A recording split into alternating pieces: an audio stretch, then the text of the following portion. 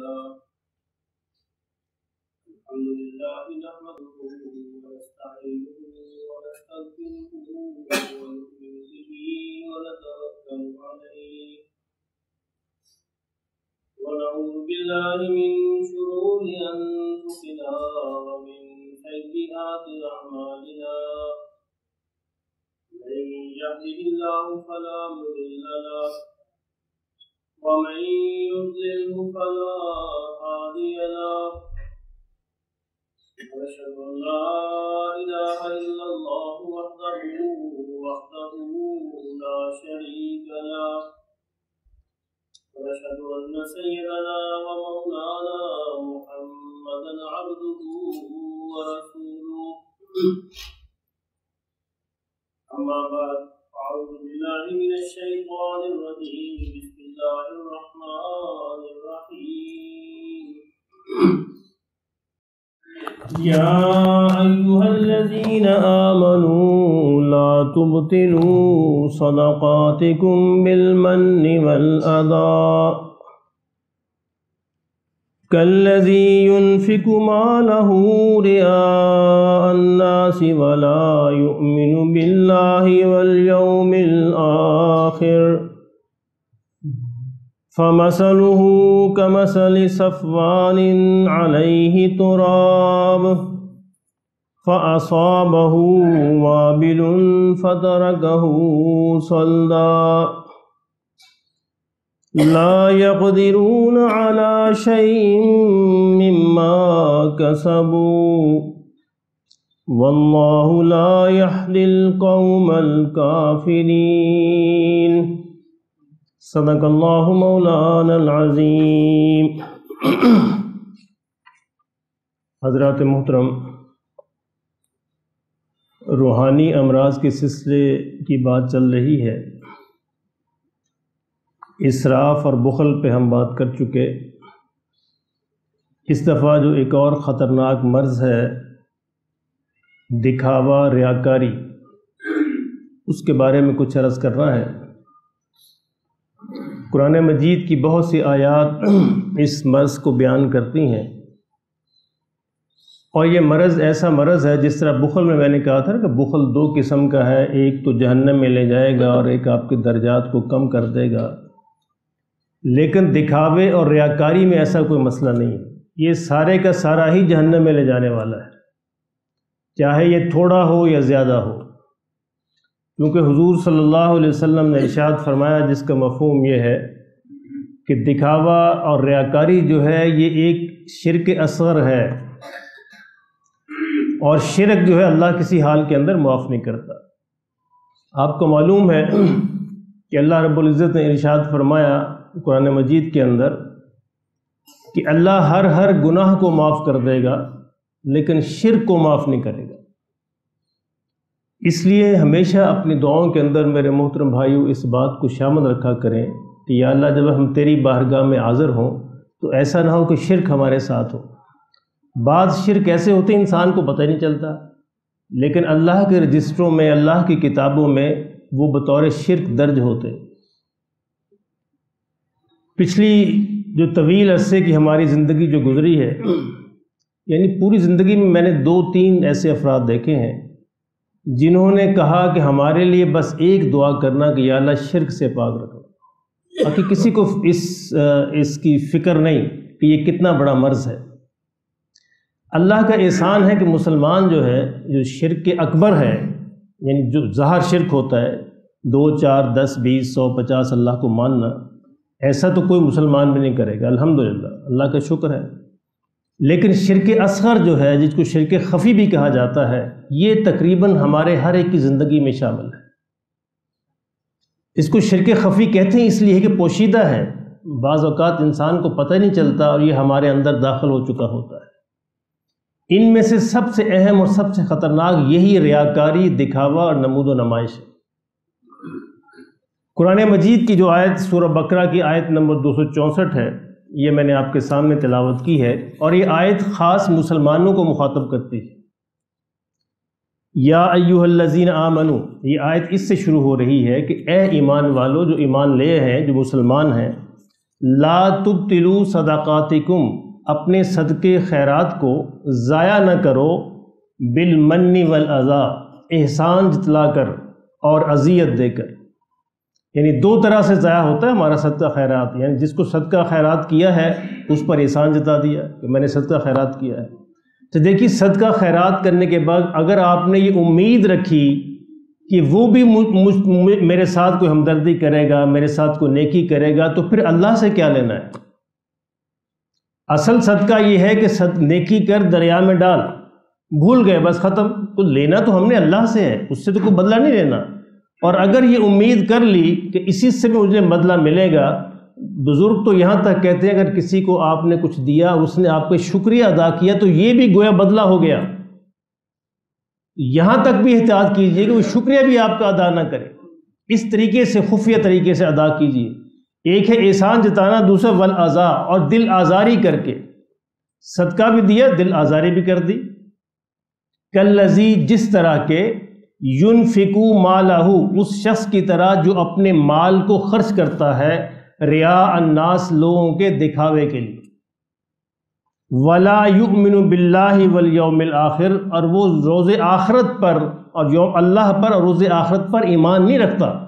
یعنی اس شخص کی مثال بالکل اسی شخص کی مانند ہے جو اللہ روز آخرت پر ایمان نہیں رکھتا۔ بڑی خطرناک بات ہے، مخاطب مسلمان ہے، اللہ فرماتے اگر کسی نے یہ عمل کر لیا تو گویا وہ بھی اس کی مانند ہے جو اللہ پر روز آخرت پر ایمان نہیں رکھتا۔ فَمَثَلُهُ، تو اس کی مثال ایسی ہے، کَمَثَلِ صفوان، جس طرح کہ ایک چٹان ہو۔ اب اس دیکھیں دکھاوے کے لیے جو خرچ کیا جاتا ہے اس کی مثال اللہ بیان فرما رہے ہیں کہ اس کی مثال ایسی ہے جیسے ایک چٹان ہو، علیہ تراب، اس چٹان پر مٹی ہے، تھوڑی مٹی پڑی ہوئی ہے، بظاہر نظر نہیں آتا کہ نیچے کوئی چٹان ہے، اوپر تھوڑی سی مٹی ہے۔ فَأَصَابَهُ وَابِلٌ، بڑی بھاری موسلادھار بارش آتی ہے، فَتَرَكَهُ سَلْدًا، تو اس چٹان کو وہ چٹان ہی چھوڑ جاتی ہے، یعنی بالکل سپاٹ رہ جاتی ہے میدان۔ وہ فصل، وہ جو بیج بویا تھا، جو کچھ کیا، ساری بارش جو ہے بہا کے لے جاتی ہے۔ لا يقدرون على شيء مما كسبوا، تو ان کو کچھ بھی حاصل نہیں ہوتا اس میں سے جو انہوں نے کمایا، جو انہوں نے محنت کی۔ واللہ لا يهدي القوم الكافرین، اور اللہ جو ہے ناشکرے لوگوں کو اللہ ہدایت نہیں دیتا۔ یہاں کافرین سے مراد ناشکرے لوگ ہیں، یعنی جو اللہ کا شکر ادا نہیں کرتے۔ تو یہ ایک آیت ہے، یعنی سورہ بقرہ کی یہ ایک آیت ہے، اور بھی بہت ساری آیات ہیں قرآن مجید کے اندر اس موضوع پر جو اس کو بیان کرتی ہیں کہ انسان جو ہے ریاکاری اور دکھاوے سے اپنے آپ کو بچائے۔ یہ مرض آج ہمارے چھوٹوں سے لے کر بڑوں تک سب میں عام ہو گیا ہے۔ اللہ ہمارے حال پہ رحم فرمائے، یعنی 2 4 10 20 روپے کے لیے بھی ہم تصویر کھنچوانا پسند کرتے ہیں، اس کی ریاکاری، شہرت پسند کرتے ہیں، دکھاوا پسند کرتے ہیں۔ تو ہر وہ عمل جو دکھاوے کے لیے، شہرت کے لیے، ریاکاری کے لیے کیا جائے، اللہ کے ہاں اس کا کوئی اجر موجود نہیں۔ حدیث میں آتا ہے کہ اللہ پاک قیامت میں فرمائیں گے جس کے لیے تو نے جو عمل کیا تھا آج اس کا بدلہ بھی اسی سے لے لے۔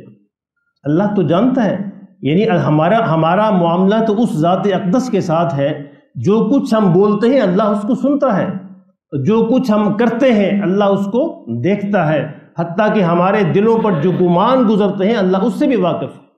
تو ہم اس سے کس سے کیا چھپا سکتے ہیں؟ یعنی ایک بڑی ہی بخاری مسلم کی حدیث ہے، حضور صلی اللہ علیہ وسلم ارشاد فرماتے ہیں جس کا مفہوم یہ ہے کہ قیامت کے دن جن 3 شخصوں کا معاملہ سب سے پہلے کیا جائے گا، اور وہ کوئی معمولی لوگ نہیں ہیں، حضور نے فرمایا کہ ان میں سے ایک ہے عالم، اور دوسرا ہے سخی، ایک عالم ہے، تیسرا سخی ہے، تیسرا شہید ہے۔ تینوں کے بڑے درجات ہیں۔ فرمایا کہ اللہ شہید کو اپنے پاس بلائے گا اور اس سے پوچھے گا کہ تو نے دنیا کے اندر کیا کیا؟ وہ کہے گا یا اللہ میں نے تو دنیا کے اندر تیرے لیے جان بھی قربان کر دی، میں اور کیا کر سکتا تھا۔ اللہ اکبر، اللہ جو دلوں کے حال سے آگاہ ہے، اللہ فرمائیں گے میرے بندے تو نے یہ جان میرے لیے قربان نہیں کی تھی، تو نے یہ جان اس لیے قربان کی تھی کہ لوگ تجھے بڑا بہادر کہیں، جاؤ تمہیں دنیا کے اندر بہادر کہا جا چکا، تو نے اپنا بدلہ لے لیا، فرشتوں اس کو اوندا منہ جہنم کے اندر گرا دو۔ کیسی بدبختی ہے، کتنا بڑا مقام ہے شہید کا۔ حضور نے فرمایا صلی اللہ علیہ وسلم کہ شہید کے خون کا قطرہ، پہلا قطرہ زمین پہ گرنے سے پہلے ہی اللہ اس کے عمل کو قبول فرما لیتے ہیں، لیکن وہ جس نے اللہ کے لیے کیا ہو۔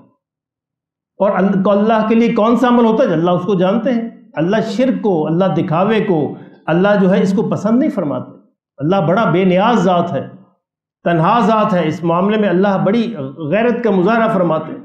حضرت بایزید بستامی رحمۃ اللہ علیہ، عورت ایک پاس ہے ان کے، کہا کہ حضرت مجھے نا ایک تعویذ دے دیں، میرا خاوند دوسری شادی کرنا چاہتا ہے۔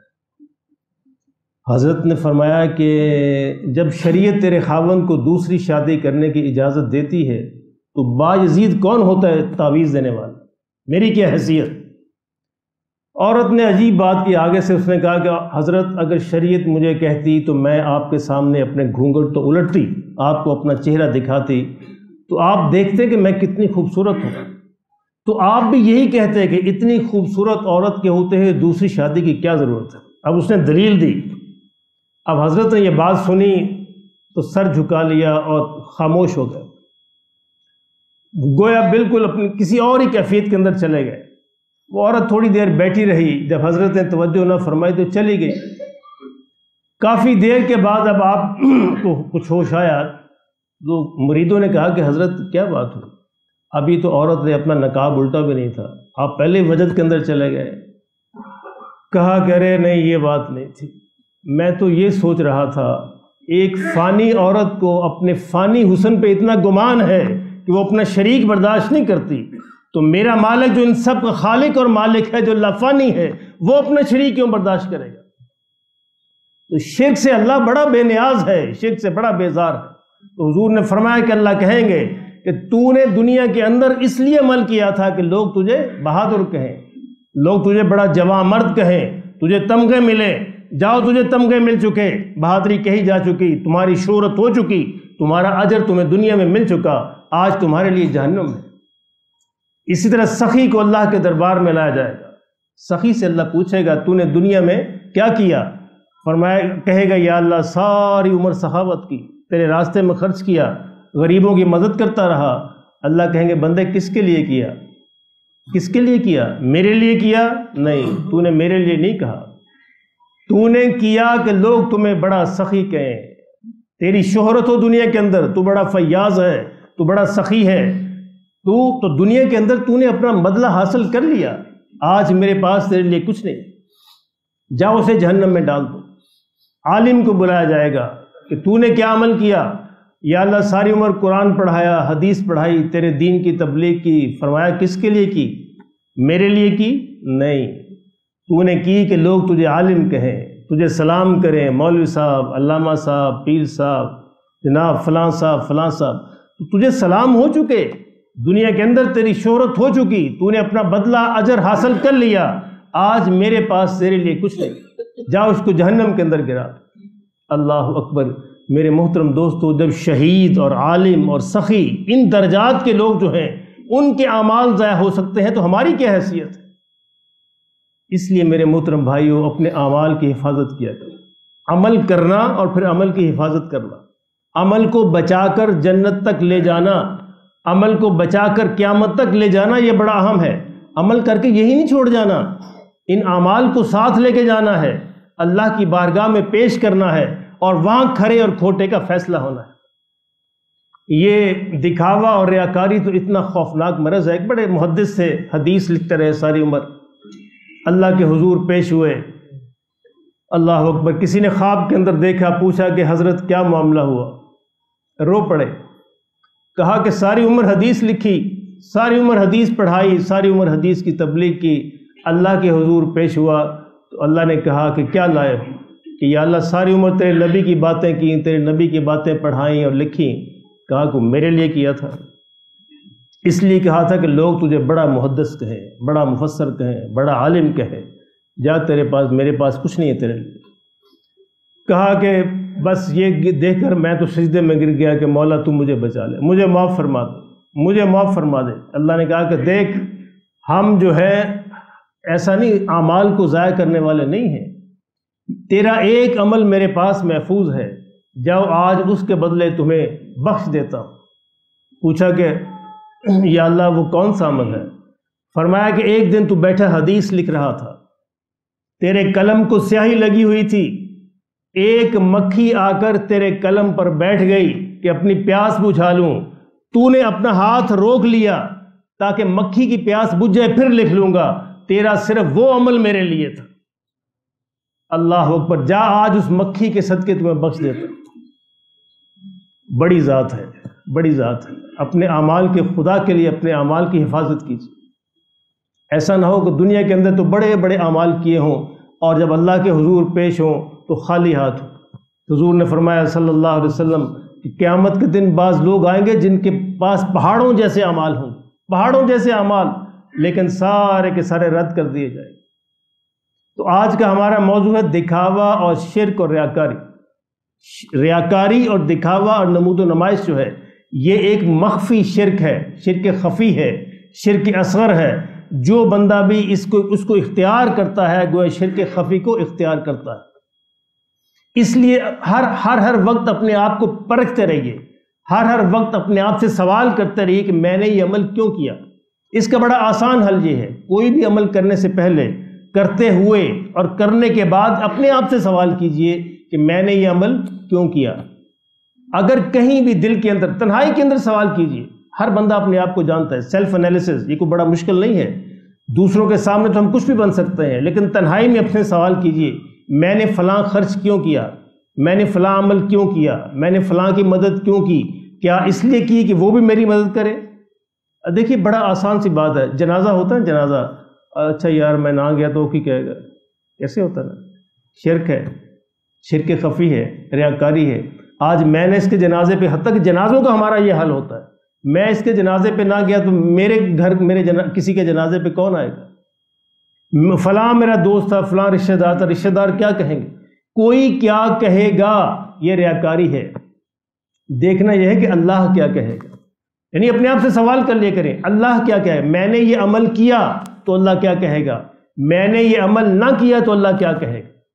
دنیا نہیں، رشتہ دار، دوست، احباب، برادری، جو بھی کوئی بھی کچھ کہے، اگر ان کی کے لیے کیا، دل کے اندر یہ خیال آ گیا کوئی کیا کہے گا، تو یہ ریاکاری ہے، یہ دکھاوا ہے، یہ شرک ہے۔